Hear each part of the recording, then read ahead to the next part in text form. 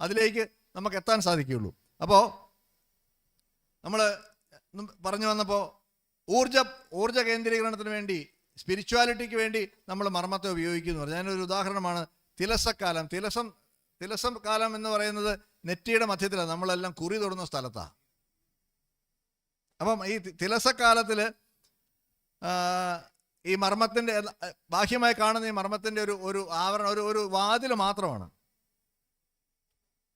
അത് സ്ഥിതി ചെയ്യുന്നത് എവിടെയാണ്, അതിൻ്റെ സ്ഥാനം എപ്പോഴാണ്, എപ്പോഴാണ് അത് ശക്തി പ്രാപിക്കുന്നത്, അതിൻ്റെ ആഴം എത്ര, എന്തിനെയാണത് പ്രതിനിധാനം ചെയ്യുന്നത് എന്നെല്ലാം മനസ്സിലാക്കി നമ്മൾ അതിനെ ഉദ്ദീപിപ്പിക്കുമ്പോഴാണ് നമ്മളത് സ്പിരിച്വൽ ആത്മീയ മേഖലയിലേക്ക് അത് നമ്മളെ സഹായിക്കുക. ആത്മീയ ഉന്നതിക്ക് ശക്തി പ്രാപിക്കാൻ, കൂടുതൽ ഊർജ്ജസ്വലരാകാൻ നമ്മളെ സഹായിക്കുക. ഇപ്പം നമ്മളെല്ലാവരും ഇവിടെ ഇരിക്കുന്നു, സംസാരിക്കുന്നു.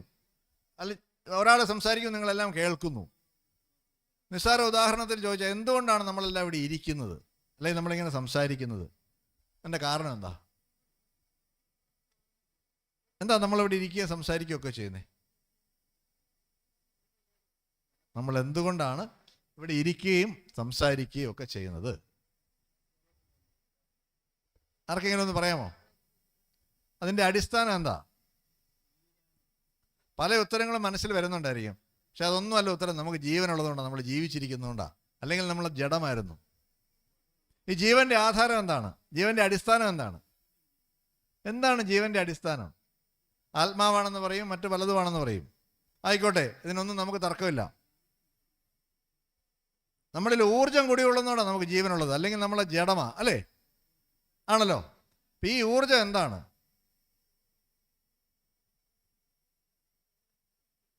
ജീവശക്തി എന്നൊരാൾ പറഞ്ഞു, അല്ലേ? ജീവശക്തി എന്നല്ലേ പറഞ്ഞേ? ജീവശക്തി എന്നൊരാൾ പറഞ്ഞു. അപ്പം ഈ ഊർജത്തെ നിർമ്മിക്കാനോ നശിപ്പിക്കാനോ പറ്റുമോ?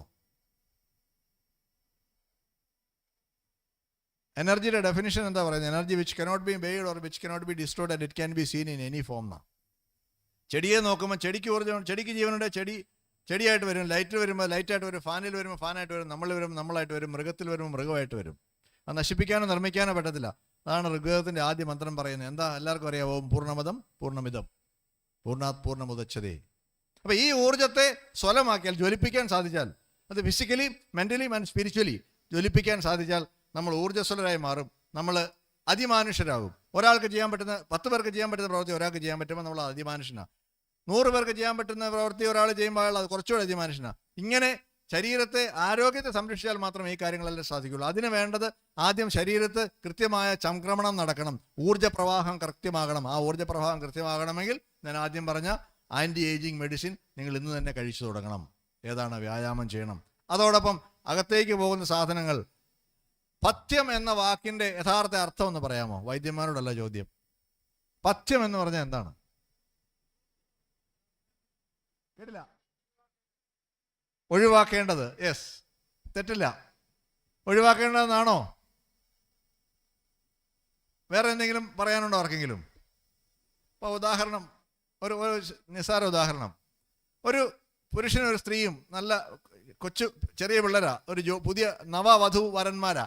അവരെ കടന്നു പോകുമ്പോൾ അവരെ കണ്ടാൽ നല്ല ഭംഗിയാണ്. അപ്പം നമ്മൾ കുറച്ചുകൂടെ ഒരു സ്റ്റാൻഡേർഡ് ആയിട്ടുള്ള ഭാഷയിൽ പണ്ട് പറയും, അവനോളും പോകുന്ന കണ്ടാൽ അവർ നല്ല പഥ്യത്തിലാന്ന് പറയും. അതിൻ്റെ അർത്ഥം എന്നാ? ഒഴിവാക്കേണ്ടതെന്നാണോ? പഥ്യം എന്ന വാക്കിൻ്റെ അർത്ഥം യോജിച്ചതെന്നാണ്. അതായത് എൻ്റെ ശരീരത്തിൻ്റെ കൂറനുസരിച്ച്, എൻ്റെ ശരീരത്തിന് യോജിച്ച ആഹാരങ്ങൾ ഞാൻ ഉപയോഗിക്കുക.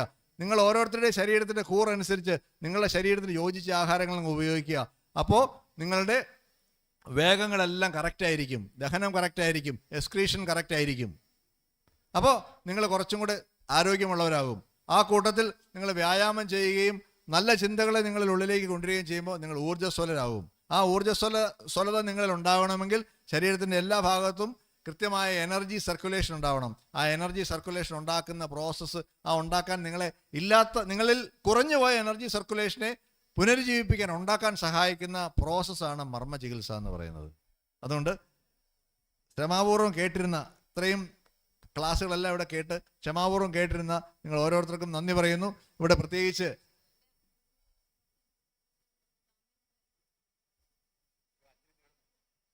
ഓക്കെ, നിർത്താൻ കുഴപ്പമില്ല. അപ്പോൾ അങ്ങനെ ഇവിടെ ഒരു അവസരം നൽകിയ BTIMSനും ശ്രദ്ധാപൂർവ്വം ശ്രവിച്ചിട്ട് നിങ്ങൾ എല്ലാവർക്കും നന്ദി പറയുന്നു. ഇനി എന്തെങ്കിലും സംശയമുണ്ടോ ചോദിക്കാം.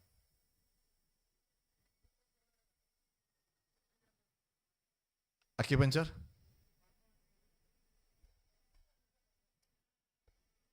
സൂചിവേദമെന്ന് കേട്ടിട്ടുണ്ടോ? സൂചിവേദമെന്ന് പ്രാചീന ഭാരതത്തിൽ നമ്മൾ പരിശീലിച്ചിരുന്ന ചികിത്സാ മുറയാണ് സൂചിവേദം. അപ്പോൾ അക്വപ്രഷർ പോയിന്റ്സ് എന്ന് പറയുന്നത് ഈ മർമ്മത്തിൻ്റെ പെരിഫറികളാണ്. അക്വപഞ്ചർ അറിയാവുന്ന പലരും ഇവിടെ ഉണ്ട്. യഥാർത്ഥ നമ്മൾ കളരിയിൽ അല്ലെങ്കിൽ വൈദ്യത്തിൽ പറയുന്ന യഥാർത്ഥ മർമ്മത്തിലല്ല ഈ സൂചി ഉപയോഗിക്കുന്നത്, അതിൻ്റെ പെരിഫറൽ റീജിയണിലാണ് അത് ഉപയോഗിക്കുന്നത്. അത് പ്രാചീന കാലത്ത് നമ്മൾ അനുഷ്ഠിച്ചിരുന്ന സൂചിവേദമാണ്. അതാണ് പിന്നീട് ചൈനീസ് മെഡിസിനായിട്ട് നന്നായിട്ട് ഡെവലപ്പ് ചെയ്തതും അവർ നന്നായിട്ട് അതിനെ വളർത്തിയതും. ഇന്ന് രാവിലെ പ്രസംഗിച്ച അലക്സാണ്ടർ ജേക്കബ് സാറും അതോടൊപ്പം സ്വാമിജിയും എല്ലാം പറഞ്ഞു, വൈദ്യന്മാർ അടുത്ത തലമുറയ്ക്ക് ഇത് പകർന്നു കൊടുക്കുന്നില്ല, അതുകൊണ്ടാണ് ഇത് നാശോന്മുഖമാകാൻ കാരണമെന്ന്. യഥാർത്ഥത്തിൽ അതല്ല കാരണം. ഇത് ഏറ്റെടുക്കാൻ അനന്തര തലമുറ തയ്യാറാവാത്തത് കൊണ്ടാണ് ഈ സൂചിവേദമൊക്കെ ചൈനയിൽ പോയത്. അവർക്ക് വലിയ റിസർച്ച് ആൻഡ് ഡെവലപ്മെൻറ്റ് വിങ്ങുണ്ട്, നമുക്ക് അതില്ല. ഇവിടെ നമുക്ക് സംഭവിക്കുന്നത് എന്താ? ഇവിടെ അഷ്ടവൈദ്യന്മാരും സിദ്ധവൈദ്യന്മാരും ചേർന്ന് രൂപീകരിച്ച ആയുർവേദ സിലബസിനെ പഠിച്ചിട്ട് അവർ തന്നെ ഇവിടെ പാരമ്പര്യ വൈദ്യന്മാർക്ക് എതിരായി നിൽക്കുകയും അവരെല്ലാം ക്വാക്സാണ്, വ്യാജന്മാരാണെന്ന് പ്രചരിപ്പിക്കുകയും ചെയ്തുകൊണ്ട് അവർക്കെതിരെ ശക്തമായി നീങ്ങുന്നു.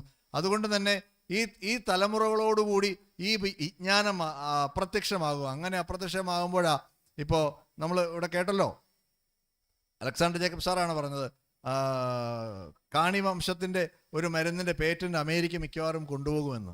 ഇത് സംഭവിക്കുന്നത് ഇങ്ങനെയാണ്. ഇത് കച്ചവട മനസ്ഥിതിയോടുകൂടി നമ്മുടെ വൈദ്യശാസ്ത്ര ശാഖയെ സമീപിച്ചപ്പോൾ അത് വിദേശങ്ങളിലേക്ക് കുടിയേറപ്പെട്ടു.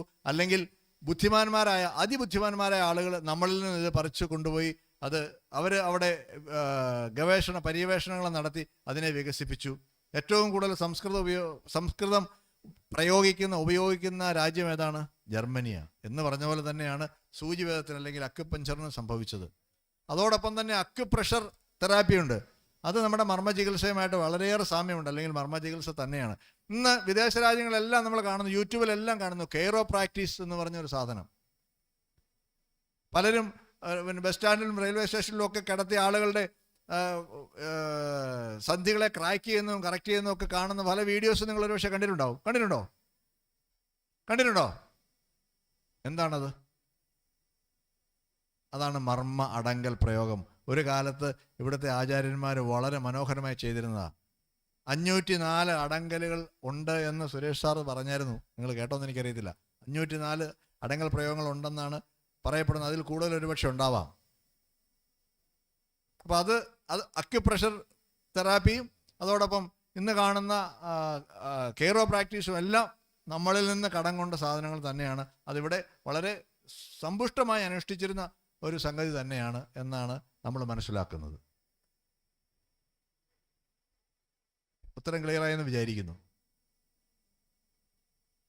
വേറെ എന്തെങ്കിലും ചോദ്യമുണ്ടോ?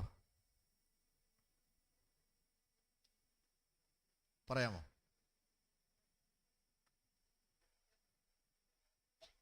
മർമ്മം പഠിക്കാൻ എത്ര ദിവസം വേണമെന്നോ?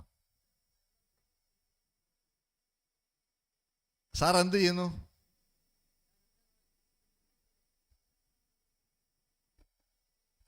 ഒരു സബരിയാണത്. ഒരു ദിവസം കൊണ്ട് വേണമെങ്കിലും പഠിക്കാം, മനസ്സിലാക്കാം, പ്രയോഗിക്കാൻ അസാധ്യമാണ്. അത് ദൃഢമായ ശരീരശാസ്ത്രത്തെക്കുറിച്ച് ദൃഢമായ ബോധ്യം ഉണ്ടാവണം. അതോടൊപ്പം ഊർജത്തെക്കുറിച്ച് ദൃഢമായ ബോധ്യം ഉണ്ടാവണം. അതൊരു സാധനയാണ്. അതിലൂടെ മാത്രമാണ് അതിനെ സ്വായത്തമാക്കാൻ നമുക്ക് സാധിക്കുക. പക്ഷേ ആർക്ക് വേണമെങ്കിലും പഠിക്കാൻ ആർക്കും ബുദ്ധിമുട്ടില്ല. പക്ഷെ അത് പ്രയോഗപഥത്തിൽ എത്തിക്കണമെങ്കിൽ അത്രമാത്രം ഒരു ഗുരുത്വവും അതോടൊപ്പം ഒരു സാധനയും ഉണ്ടെങ്കിൽ അത് സാധ്യമാകും. ക്ലിയറായെന്ന് വിചാരിക്കുന്നു. എന്തോ കേട്ടില്ല? എത്ര ദിവസം കൊണ്ട് പഠിച്ചെടുക്കാമെന്നാണ് ചോദ്യം. എവിടെ പഠിപ്പിക്കും? ഞാൻ ഏതാണ്ട് 5 വർഷത്തോളം എൻ്റെ ഗുരുനാഥൻ്റെ ഒപ്പം യാത്ര ചെയ്തു. എന്ത് പഠിച്ചു എന്ന് ചോദിച്ചാൽ എനിക്കറിയത്തില്ല. എത്രമാത്രം പഠിച്ചു എന്ന് ചോദിച്ചാലും എനിക്കറിയത്തില്ല. ഇവിടെ വളരെ വിദഗ്ധരായ അജീവ്കുമാർ വൈദ്യന്മാരെ പോലെയുള്ള മർമ്മ വിദഗ്ധരുമുണ്ട്. ഇവരോടൊക്കെ ചോദിച്ചാൽ, എൻ്റെ ഗുരുനാഥനോട് ഞാൻ ഒരിക്കൽ ചോദിച്ചു, എന്ന് മർമ്മം പഠിച്ച് അവസാനിക്കുമെന്ന് ചോദിച്ചു. അപ്പോൾ പറഞ്ഞു, ഒരു 4 പുരുഷായുസ് വേണം എന്ന് പറഞ്ഞു. അപ്പോൾ എനിക്ക് പുരുഷായുസ് എത്രയാണെന്ന് അറിയില്ല, ചെറുതായിരിക്കുമ്പോൾ, അത് 15 വയസ്സേ ഉള്ളൂ. അപ്പോൾ ഒരു പുരുഷായുസ് എത്ര വർഷമാണെന്ന് അറിയാമെന്ന് ചോദിച്ചു. അപ്പോൾ ഞാൻ പറഞ്ഞു, ഇല്ല, 120 വർഷമാണ്. അപ്പോൾ 4 പുരുഷായുസ് എത്രയാണെന്ന് ചോദിച്ചു. അപ്പോൾ 420 എന്നാ പറഞ്ഞേ. അപ്പോൾ എന്ന് പറഞ്ഞതുപോലെ എത്രമാത്രം നമ്മൾ അതിനകത്തോട്ട് കീനായിട്ട് ഒബ്സർവേഷനിലൂടെ അതിനകത്തോട്ട് ആഴത്തിൽ ഇറങ്ങുമോ, അതൊരു സാധനമായിട്ട്